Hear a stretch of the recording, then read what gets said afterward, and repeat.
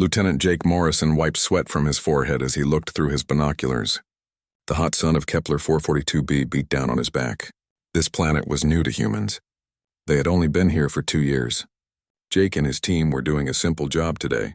They had to check out some strange energy readings near an old mining site. "How much farther, Lieutenant?" asked Private Alex Kim.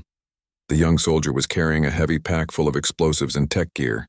Alex was only 20 years old, but he was good with computers and bombs. "About 2 miles, Jake said.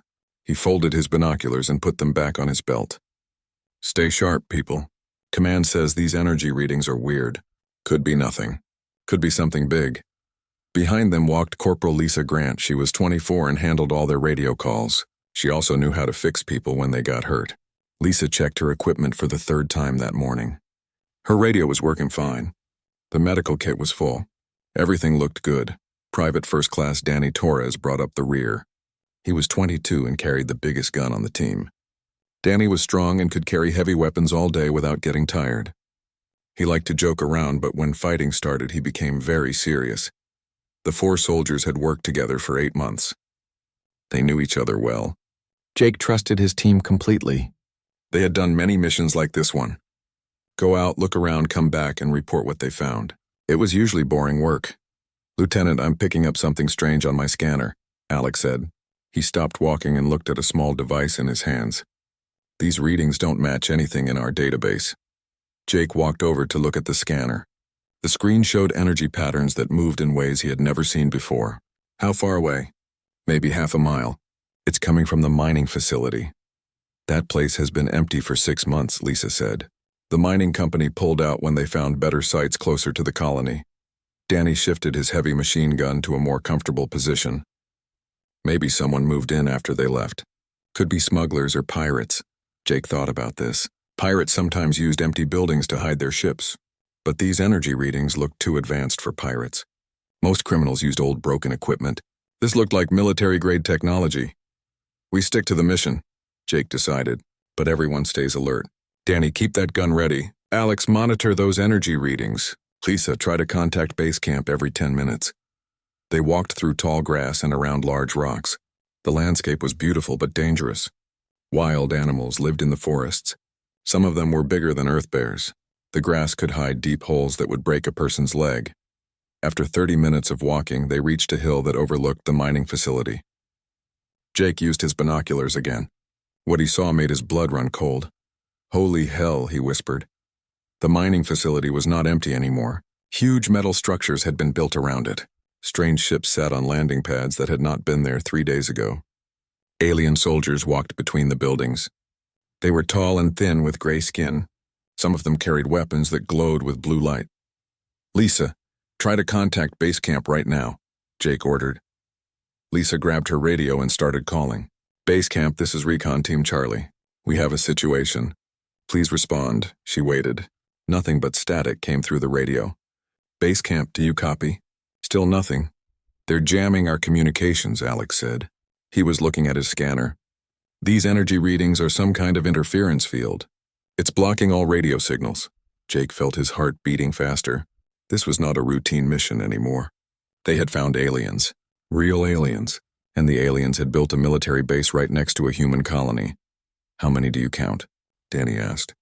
He was looking through the scope on his machine gun. Jake counted carefully. "I see at least 50 soldiers. Maybe more inside the buildings. And look at those ships. They're armed with weapons I've never seen before." "What do we do, Lieutenant?" Lisa asked. Her voice was calm, but Jake could see worry in her eyes. Jake had to make a hard choice. They could try to sneak away and warn the colony later. But by then the aliens might attack. The colony had 30,000 people. Most of them were farmers and miners. They had no way to defend themselves, or they could try to stop the aliens right here. 4 humans against 50 aliens. It seemed impossible. But Jake remembered his training. Sometimes impossible missions were the most important ones. "We can't let them attack the colony," Jake said. "We have to buy time for someone to warn base camp." "Alex, can you disrupt their jamming equipment?" Alex studied his scanner. "Maybe. If I can get close to their main communication array, I might be able to blow it up. That should clear the radio interference." "Danny, how much ammunition do you have?" 600 rounds for the machine gun. Plus 4 grenades. Lisa, medical supplies. Full kit. Enough for major injuries. Jake looked at his own equipment. He had an assault rifle with 300 rounds. Not much for a big fight, but it would have to be enough. Here's the plan, Jake said. We're going to hit them hard and fast. Create as much confusion as possible. Alex, you get to that communication array and blow it up. Lisa, once the jamming stops, you send a message to warn the colony. Danny and I will keep the aliens busy. Sir, are you sure about this? Danny asked. 4 against 50 is not good odds. Jake smiled grimly. Since when do we worry about fair fights? We're human soldiers. We don't need fair fights. The team checked their weapons one more time. Alex programmed his explosives. Lisa prepared her radio for quick transmission. Danny loaded his machine gun. Jake said a quick prayer for luck. They moved down the hill toward the alien base. Jake felt scared but also excited. This was why he had become a soldier. To protect people who could not protect themselves. His team felt the same way. They were ready to fight. None of them knew that this moment would change everything between humans and aliens forever. The alien soldiers were called Vorthak. They came from a planet where war was common. Their gray skin was tough like armor. They were 7 feet tall and very strong. The Vorthak had been watching humans for 2 years.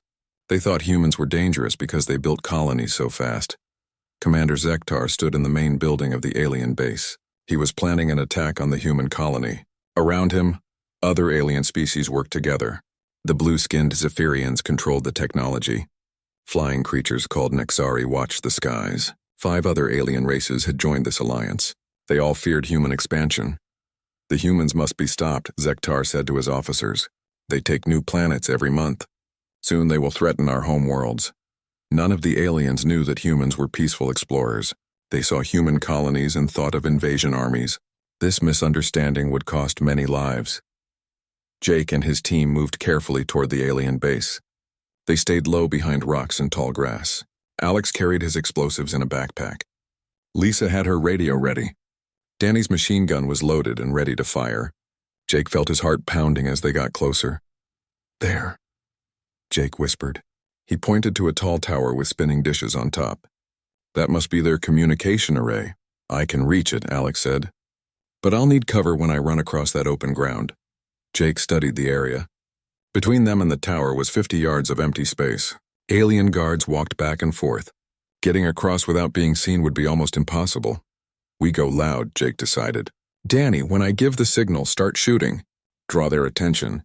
Alex, you run for that tower as fast as you can. Lisa, stay here and be ready to call for help. Danny grinned. Finally some action. Jake raised his hand and counted down. 3, 2, 1, go. Danny's machine gun roared to life. The first burst caught 3 Vorthak soldiers by surprise. They fell before they could raise their weapons. The sound of gunfire echoed across the base like thunder. Alex ran as fast as he could toward the communication tower. His legs pumped like pistons. Alien soldiers turned to shoot at him, but Danny's machine gun kept them pinned down behind cover. Alert! Alert! Humans attacking! Shouted a Vorthak officer in his own language. More aliens came running from the buildings. They carried energy weapons that shot bright blue beams. The beams melted holes in rocks where Jake and his team had been hiding. Jake rolled behind a metal container and started shooting with his assault rifle. His bullets hit 2 more aliens. Human weapons used small metal projectiles instead of energy beams. The aliens had never fought against bullets before. Their armor was designed to stop energy weapons, not solid projectiles. Alex reached the communication tower and started setting up his explosives. He worked quickly while laser beams shot over his head. His hands moved fast as he placed charges around the base of the tower. How much longer? Jake shouted over the noise of gunfire.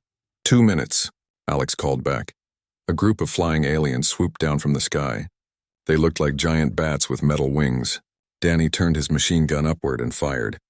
The heavy bullets tore through their wings. 3 of them crashed to the ground. More Vorthak soldiers came around the side of a building. There were at least 20 of them. Jake threw a grenade in their direction. The explosion sent aliens flying through the air. These humans fight like demons, one Vorthak soldier said to another. They show no fear. Commander Zektar watched the battle from his command center. He could not believe what he was seeing. 4 humans were fighting over 50 alien soldiers and winning. How was this possible? Sir, they have destroyed our communication jamming. reported a Zephyrian technician. And they are causing heavy casualties. How many humans are out there? Zektar demanded. Sensors show only 4 heat signatures. Zektar stared at the display screen. 4 humans had killed 15 of his soldiers in 5 minutes. If 4 humans could do this much damage, what could 100 humans do? What could 1,000 do? Alex finished setting his explosives. Fire in the hole, he yelled. He pressed the detonator button. The communication tower exploded in a ball of fire and smoke. Metal pieces flew everywhere. The jamming field disappeared instantly. Lisa grabbed her radio. Base camp, base camp. This is Recon Team Charlie. Emergency! We have made contact with hostile alien forces. They have a military base at the old mining facility. Request immediate backup. Recon Team Charlie, this is base camp. Did you say aliens? Affirmative. Multiple species. Estimate over 200 enemy soldiers. They appear to be planning an attack on the colony. Jake and Danny kept firing at the advancing aliens. More Vorthak soldiers came out of the buildings.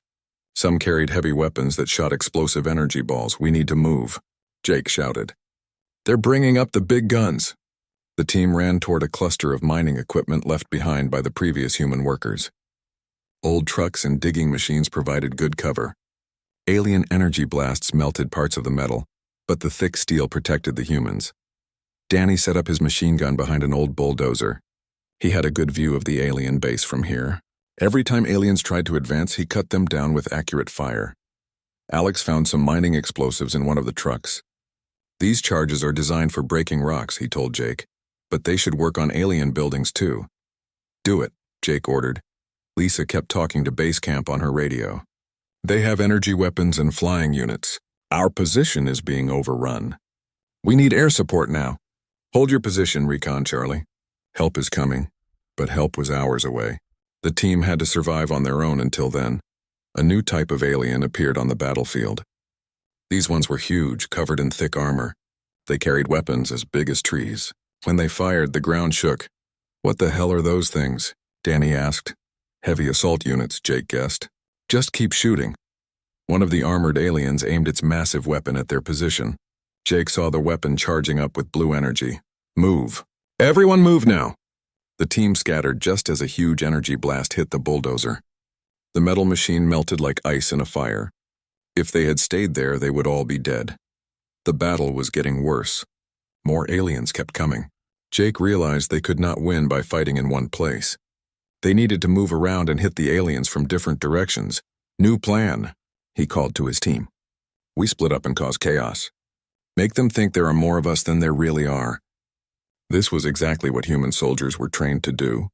When outnumbered, move fast and hit the enemy everywhere at once. Keep them confused and scared. The aliens had never fought an enemy like this before. They were used to big battles with clear battle lines. But the humans fought like ghosts, appearing and disappearing without warning. Commander Zektar received more bad reports. Sir, the humans have destroyed 3 more communication arrays. They have also disabled our heavy weapons platform. How is this possible? There are only 4 of them. They fight with a coordination we have never seen. Each human seems to know exactly what the others are doing without talking to them. Zektar looked at the tactical display. Red marks showed where his forces had taken casualties. There were too many red marks.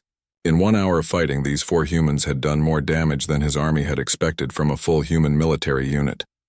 What kind of soldiers are these? He wondered aloud. The battle had been going on for 6 hours. Jake's team was tired but still fighting. They had learned to use the alien base against the aliens themselves. Alex had blown up fuel storage tanks, creating huge fires that blocked alien vision. Lisa had found alien communication equipment and figured out how to listen to their radio calls. Danny had taken position on top of a building and was picking off alien officers with precise shots. Jake moved through the shadows between buildings. His assault rifle was almost out of ammunition, but he had picked up an alien energy weapon from a dead soldier. The weapon was heavy and strange to use, but it worked. Lisa, what are they saying on their radios? Jake asked through his earpiece. They're very confused, Lisa replied. They keep asking for reinforcements. One officer said we fight like their worst nightmares. Danny's voice came through the radio. I count at least 40 dead aliens. Maybe more. They're starting to pull back from some areas. Alex was inside an alien building setting more explosives. I found their weapon storage. Lots of heavy equipment in here. Should I blow it up? Do it, Jake ordered. Make it big. The explosion shook the entire base. Orange flames shot into the sky. Pieces of alien weapons flew everywhere. The blast was so loud it hurt the ears of everyone within a mile. Commander Zektar felt the ground shake under his feet. Another explosion. Another important facility destroyed. He looked at the casualty reports and felt sick to his stomach. 47 of his soldiers were dead. Many more were wounded, and the humans were still fighting. Sir, we are receiving communications from the fleet, reported his communications officer. High Admiral Thexkar appeared on the main screen. He was the leader of the entire Vorthok war fleet. Commander, report your status. Sir, we are under attack by human special forces. They have superior training and equipment. Request immediate reinforcement. How many humans? 4 soldiers, sir. The Admiral stared at him. Did you say 4? Yes, sir. But these are clearly their elite warriors. They fight with abilities beyond anything in our military manuals. Admiral Thexkar was quiet for a long moment. He had been studying human military communications for months. He knew humans had something called Marines and Special Forces and Navy. SEALs. These must be those legendary human super soldiers. If 4 of their elite soldiers can do this much damage, the Admiral said slowly, what could their full military do to our fleet? On another ship, High Coordinator Vexthal of the Zephyrian Collective was having the same conversation with his officers. The Zephyrians were the smartest of all the alien species. They had the best computers and the most advanced technology. Run the battle analysis again, Vexthal ordered. A holographic display showed the human attack patterns. Red lines showed where the humans had moved. Yellow explosions marked destroyed alien equipment. Blue dots showed alien casualties. The tactical precision is perfect, the computer reported. Each human action supports the others. They waste no ammunition. They choose targets that cause maximum disruption. This level of coordination requires years of advanced training. How do they communicate so effectively? Asked a Zephyrian officer. We detect very few radio transmissions between them. They must use telepathic implants or quantum communication devices, the computer suggested. Technologies beyond our current understanding. This was completely wrong. Jake's team worked well together because they had trained together for months. They knew each other's fighting styles. They could guess what their teammates would do without talking. This was normal for human soldiers, but the aliens had never seen anything like it. The battle continued through the night. Jake's team had split into 2 groups. Jake and Danny took the north side of the base. Alex and Lisa took the south side. They attacked the aliens from different directions at the same time, making it seem like there were many more humans than just 4. Alex had become an expert at using alien technology. He hacked into their computer systems and turned their own security robots against them. The robots started shooting at alien soldiers instead of humans. How did he do that? Wondered a Zephyrian technician. Our security codes should be impossible for aliens to break. Alex was just good with computers. He had always been able to figure out new technology quickly. But to the aliens, this looked like he had advanced cyber warfare training. Lisa found an alien medical station and took supplies to treat Danny's wounded arm. An energy blast had burned through his sleeve, but the wound was not serious. She bandaged it quickly and gave him pain medication. You okay to keep fighting? She asked. I'm fine, Danny said. These aliens shoot worse than stormtroopers. Lisa laughed despite the danger. Human soldiers often made jokes during combat. It helped them stay calm and focused. But to the aliens listening to their communications, this laughter sounded terrifying. What kind of warriors laughed while fighting a battle they could not win? Jake found himself face to face with a Vorthok officer inside one of the buildings. The alien was bigger and stronger than him, but Jake was faster. He dodged the alien's energy sword and shot him 3 times with the captured alien weapon. The Vorthok officer fell, but before he died, he spoke into his radio. They move like shadows. They strike like lightning. These are not normal soldiers. These are death spirits made flesh. By morning, the alien base was in ruins. Half the buildings were on fire. Most of the vehicles were destroyed. The communication systems were completely broken. And the 4 humans were still alive and still fighting. Commander Zektar made a decision that would change everything. All units withdraw to the ships. Prepare for immediate departure. Sir, are we retreating? Asked an officer. We are making a tactical withdrawal, Zektar corrected. These humans have demonstrated capabilities far beyond our intelligence estimates. We need to reassess the threat level. The alien ships began launching into space, but they did not go far. They moved to a safe distance and waited. Jake watched through binoculars as the last alien ship lifted off. They're leaving, he told his team. Did we win? Alex asked. He was covered in dirt and alien blood, but he was smiling. I think so, Jake said. But this doesn't make sense. They had us outnumbered 50-1. Why did they retreat? What Jake did not know was that the aliens were already sending messages to their home worlds. Emergency communications flashed across space at faster than light speeds. Human military capabilities vastly underestimated. 4-person Special Operations Unit destroyed forward base. Estimate human war potential exceeds all known species. Recommend immediate diplomatic contact. The message was received by 7 different alien governments. Panic spread through their military commands. If humans could train soldiers this deadly, then humanity was the most dangerous species in the galaxy. Emergency meetings were called. Warfleets were put on defensive positions, and for the first time in their history, the proud alien coalition began to fear another species. Jake and his team had no idea that their desperate fight to save the colony had just made aliens across the galaxy terrified of humanity. They were just 4 soldiers who had done their job the way they were trained to do it. But to the aliens, they had witnessed the combat power of legendary human super warriors. And if these were just 4 humans, what could thousands of humans do? The misunderstanding that would reshape the galaxy had begun. 3 days after the battle, Captain Ben Rogers stood on the bridge of the UES frontier. His ship was not very big compared to military warships, but it was strong and fast. Behind him followed 2 transport ships carrying 2 companies of regular human infantry. 200 soldiers in total. This was a standard response to reports of alien contact. Captain, we're approaching Kepler 442b, reported the navigation officer. The colony is requesting permission to brief you on the situation. Put them through, Captain Rogers said. He was 45 years old and had been in the military for 20 years. He had dealt with pirates and smugglers, but never aliens. The face of Colonel Patricia Hayes appeared on the main screen. She was the military commander of the Kepler 442b colony. Captain Rogers, thank God you're here. We have a situation unlike anything we've seen before.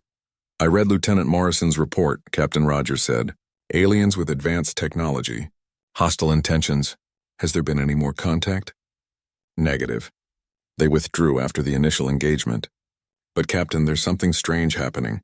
We're detecting alien ships in the outer system. They're just sitting there. Not moving. Not attacking. Like they're waiting for something. High above the planet, Admiral Thexkar watched the human ship approach through his powerful telescopes. The human vessel was smaller than his flagship, but his intelligence officers had been studying it for hours. Report, the Admiral ordered. Sir, the human ship carries weapons we do not recognize, said his weapons officer. Our computers cannot determine their full capability, but the energy signatures suggest massive destructive power. How many humans on board? Approximately 500, including the 2 transport ships. Admiral Thexkar felt a chill run down his spine. If 4 humans could destroy his forward base, what could 500 do? And this was probably just an advance force. The main human fleet was probably on its way. Sir, we are receiving a transmission from the human ship, reported the communications officer. Put it through. Captain Rogers appeared on the alien view screen. He looked calm and professional. This is Captain Ben Rogers of the United Earthship Frontier. You are in human territory. Identify yourselves and state your intentions. Admiral Thexkar had prepared for this moment. Captain Rogers, I am Admiral Thexkar of the Vorthik Empire. We represent the Hegemony Coalition. We wish to discuss terms. Captain Rogers looked confused. Terms? What kind of terms? Terms of surrender, Captain. We acknowledge the superior military capability of your species. On the bridge of the frontier, every human officer stared at the view screen in shock. Captain Rogers blinked several times before responding. Admiral, I think there's been some misunderstanding. We're here to investigate reports of first contact, not to accept anyone's surrender. Please, Captain. Admiral Thexkar said, we have witnessed the combat effectiveness of your special forces. We do not wish to engage in a war we cannot win. Captain Rogers turned to his first officer and whispered, What special forces? Morrison's team was just a recon unit. Down on the planet, Jake Morrison sat in a debriefing room with intelligence officers. He was still trying to understand why his routine patrol had become so important. "Lieutenant, tell us again about the alien weapons," said Major Frank Davis, the intelligence officer. "How advanced were they?" "Pretty advanced, sir," Jake replied. "Energy weapons, force fields, flying vehicles, but nothing we couldn't handle with standard tactics." "Standard tactics?" "Yes, sir. Cover and movement, coordinated fire, use of terrain and available explosives, basic infantry stuff." Major Davis made notes on his tablet. The intelligence reports from other human colonies described Jake's team as elite warriors and super soldiers. But listening to Jake, it sounded like they had just followed their training. "Lieutenant, the aliens seem to think you and your team are some kind of special forces unit. Any idea why?" Jake shrugged. "No, sir. We just did our job. Maybe they've never fought humans before and didn't know what to expect." This was closer to the truth than anyone realized. In space, more alien ships had arrived. The Zephyrian Collective sent their best science vessel. The Nexari brought their fastest scouts. 5 other alien species sent representatives. They all wanted to see these legendary human warriors. High Coordinator Vexthal studied the data from the battle. His computers had analyzed every moment of the fight. "The tactical efficiency is beyond anything in our databases," he told his staff. "These 4 humans eliminated 47 aliens, destroyed 12 vehicles, and disabled critical infrastructure, all while outnumbered 50 to 1. How is this possible?" asked a junior officer. "They must represent humanity's absolute elite," Vexthal concluded. "Years of genetic enhancement, cybernetic implants, advanced combat drugs. No natural soldiers could achieve this level of performance. Again, this was completely wrong. Jake's team had no genetic modifications, no implants, and no combat drugs. They were just regular human soldiers who had been trained well and worked together as a team. But the aliens had no way of knowing this. In their cultures, soldiers fought in large formations with heavy weapons. The idea of small teams using guerrilla tactics was foreign to them. When they saw 4 humans defeat 50 aliens, they assumed the humans must be superhuman. Captain Rogers requested permission to visit the planet and meet with the alien representatives. Admiral Thexkar agreed immediately. He wanted to negotiate before more human warships arrived. The meeting took place in the colony's main conference room. Captain Rogers brought his senior officers.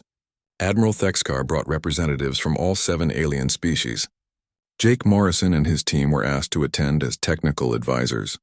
When the aliens saw Jake and his team, they whispered among themselves in their own languages. These were the legendary human super soldiers. They looked so ordinary. "Captain Rogers," Admiral Thexkar began, "we wish to formally apologize for our intrusion into human space. We did not realize the extent of your military capabilities." "Our military capabilities?" Captain Rogers asked. "Admiral, I think you're overestimating us. The unit you encountered was just a standard reconnaissance team." The alien representatives looked at each other in alarm. If this was a standard unit, what were their elite forces like? High Coordinator Vexthal leaned forward. "Captain, our analysis shows that these 4 soldiers achieved a tactical victory against superior numbers using advanced combat techniques. Surely they represent your finest warriors." Danny Torres almost laughed out loud. Lisa Grant covered her mouth to hide a smile. Alex Kim looked confused. Jake Morrison just stared at the aliens. "Sir," Jake said to Captain Rogers, "permission to speak?" "Go ahead, Lieutenant." Jake turned to the aliens. "With respect, sir, we're not special forces. We're just regular soldiers. We did what any human unit would do in that situation." "Any human unit?" Admiral Thexkar asked quietly. "Yes, sir. Basic infantry tactics. Every human soldier learns this stuff in training." A terrible silence filled the room. The alien representatives realized what this meant. If every human soldier fought like this, then humanity had the most powerful military in the galaxy. Vexthal was the first to speak. "Captain Rogers, how many soldiers does humanity have?" Captain Rogers thought about it. "Active military? About 12 million across all branches and colonies." 12 million, Vexthal repeated in a whisper. 12 million soldiers who fight like these 4. The truth was finally becoming clear to the aliens. They had not fought super soldiers. They had fought ordinary humans. and ordinary humans were far more dangerous than anything they had imagined. Admiral Thexkar stood up slowly. "Captain Rogers, the Hegemony Coalition formally requests a peace treaty with humanity. We believe our species can benefit from friendship rather than conflict." Captain Rogers was still confused, but he was smart enough to recognize an opportunity. "We would be happy to discuss peaceful relations, Admiral." As the meeting continued, Jake Morrison realized something important. The aliens were afraid of humans, not because humans were evil or aggressive, but because human soldiers were trained to fight effectively even when outnumbered. This was just normal to humans, but it was terrifying to aliens. The galaxy was about to change, and it all started with 4 soldiers doing their job. 6 months later, Ambassador Kate Sullivan stood in the main hall of Harmony Station. This was a new space station built exactly between human space and alien space. It was designed for diplomatic meetings between species. Today was the most important day in galactic history. Kate was 52 years old and had been a diplomat for 20 years. She had negotiated treaties between human colonies, but never between different species. She wore her best formal uniform and carried a briefcase full of important documents. Across the hall, Admiral Thexkar waited with representatives from all 7 alien species. They looked nervous. Behind them stood their best soldiers and scientists. Everyone in the galaxy was watching this meeting. "Ladies and gentlemen, beings of all species," Kate announced, "today we sign the Kepler Accords. This treaty will establish peace and cooperation between humanity and the Hegemony Coalition." The document was huge. It contained trade agreements, territorial boundaries, and rules for future contact between species. But the most important part was simple: no war between humans and aliens. As Kate signed the treaty, she thought about how strange this all was. The aliens wanted peace because they thought humans were too dangerous to fight. They believed human soldiers were super warriors who could defeat any enemy. The truth was very different. Humans were not super soldiers. They were just trained differently than aliens. But Kate had decided not to correct this misunderstanding. If the aliens wanted to think humans were scary, that was fine with her. It made negotiations much easier. After the signing ceremony, Kate had a private meeting with Admiral Thexkar. They sat in a quiet room with comfortable chairs and a good view of space. "Admiral, may I ask you something?" Kate said. "Why did your people really want this treaty?" Thexkar was quiet for a moment. Then he activated a holographic display. It showed the battle between Jake's team and the alien base. Red marks showed where aliens had died. Yellow explosions marked destroyed equipment. 4 of your soldiers did this," Thexkar said. 4 soldiers against 200 of ours. They won. "They were just doing their job," Kate replied. "That is what terrifies us," Thexkar admitted. "If this is what your normal soldiers can do, what can your special forces do? What can your armies do?" Kate watched the holographic battle replay. She had read the reports many times, but seeing it like this was impressive. Jake Morrison and his team had fought like heroes. "Admiral, what if I told you that Jake Morrison's team was not special?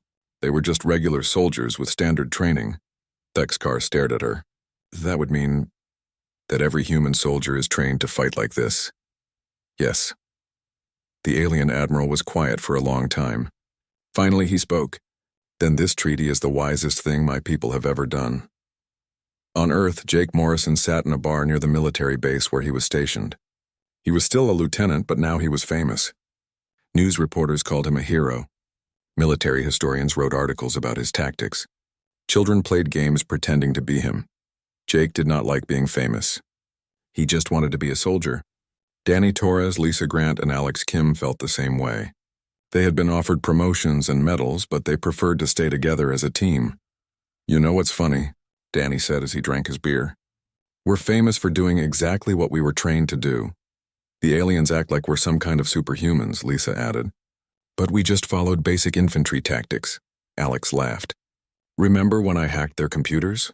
I just used the same techniques I learned in tech school." "Nothing special about it," Jake nodded. "That's the point, though. Every human soldier learns these things. To us, it's normal. To them, it's impossible."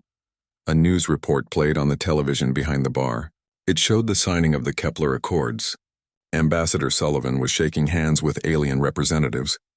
The reporter talked about humanity's entry into galactic politics and the dawn of a new age. "Think we'll ever meet more aliens?" Alex asked. "Probably," Jake said. And they'll probably react the same way. Humans are just different from everyone else, I guess. What Jake did not know was that he was completely right. Word of human military capabilities was spreading across the galaxy. Other alien species who had never heard of humans were suddenly very interested. Some wanted to be friends. Others wanted to hire human soldiers as mercenaries. A few wanted to study human training methods. On Harmony Station, Ambassador Sullivan was meeting with a new group of aliens. These were called the Corvani Empire. They had just made contact with the Hegemony Coalition and heard stories about human warriors. Ambassador Sullivan, said Emperor Corvani, we have heard incredible tales about your soldiers. We would like to request military assistance against our enemies, the Draconi Horde. Kate sighed. This was the 15th alien government to ask for human military help. Everyone in the galaxy now believed that human soldiers were unstoppable super warriors. Emperor, our military is not for hire, Kate explained, but we would be happy to discuss defensive alliances and training programs. The truth was that humanity did have advantages in warfare. Human soldiers were trained to be flexible and creative. They could work in small teams or large armies. They were good at using whatever weapons and equipment they could find. Most importantly, they never gave up even when things looked hopeless. These were not superpowers. They were just the result of human culture and military tradition. But to aliens who fought very differently, humans seemed almost magical. On the other side of the galaxy, High Coordinator Vexthul was writing a report for the Zephyrian government. His analysis of human military capabilities would become required reading for alien military academies. Human soldiers demonstrate several unique characteristics, he wrote. First, they show no fear when outnumbered. Second, they adapt their tactics instantly to changing situations. Third, they coordinate without constant communication. Fourth, they use any available materials as weapons. Fifth, they never surrender. These observations were all correct. But Vexthul missed the most important point. Humans fought this way because they were protecting something they cared about. Jake's team had fought so hard because they were defending their colony. Human soldiers always fought hardest when they were protecting their friends and families. The aliens understood tactics and technology, but they did not understand this human motivation. To them, war was about territory and resources. To humans, war was about protecting the people they loved. Back on Kepler 442b, the colony had grown much larger. New buildings covered the area where the alien base had been. A monument stood where Jake's team had made their stand. It was a simple stone marker with 4 names: Morrison, Grant, Torres, and Kim. Children from the colony often visited the monument. Their teachers told them the story of the 4 soldiers who saved everyone. The children always asked the same question: were they really super soldiers? The teachers always gave the same answer. No, they were just regular people who did their job when it mattered most.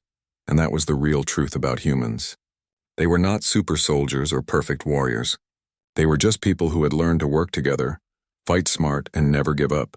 In a galaxy full of species who had forgotten how to do these things, humans seemed extraordinary. The Kepler Accords changed everything. Trade between species brought new technologies and ideas. Human colonies expanded faster with alien help. Alien worlds became safer with human protection. The galaxy became a more peaceful place. But sometimes late at night, Admiral Thexkar would look at the holographic recording of that first battle. 4 humans against 200 aliens, and every time he watched it, he felt grateful that humans preferred peace to war. Because if humans ever decided to conquer the galaxy, nobody could stop them. And the most terrifying part was that humans probably did not even know how powerful they really were. In the end, the greatest victory was not won by armies or fleets. It was won by 4 soldiers who simply did their duty when the time came. And because of their courage, the galaxy learned that humans were not conquerors or destroyers. They were protectors. And that made them the most dangerous species of all.